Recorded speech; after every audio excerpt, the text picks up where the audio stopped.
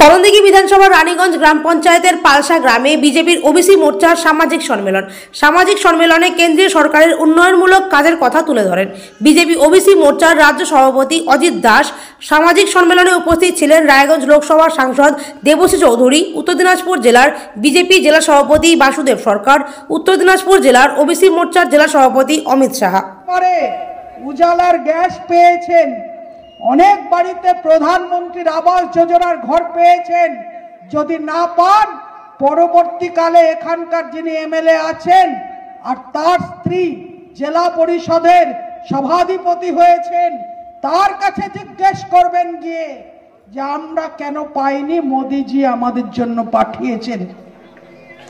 যদি সোজা বাংলায় উত্তর দিতে না পারেন, তাহলে আপনাদেরকে বলছি বাঁকা রাস্তাটা আপনারা ধরবেন, যেমন করে সন্দেশখালীর মায়েরা ধরেছে।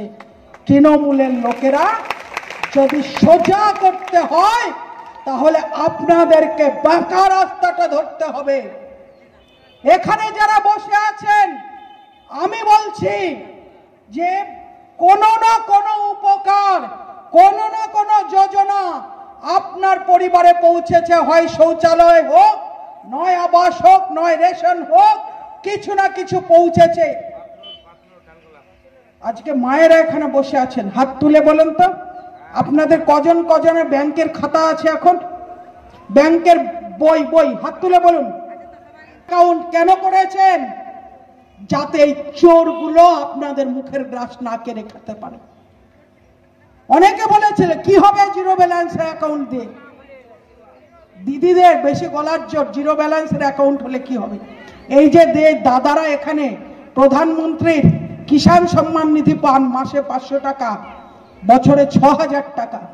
সেই দাদাকে করণদিঘি বিধানসভার পাবনুর এলাকায় একটা ওবিসি মোর্চার সামাজিক সম্মেলন, সেই সামাজিক সম্মেলনে উপস্থিত ছিলাম।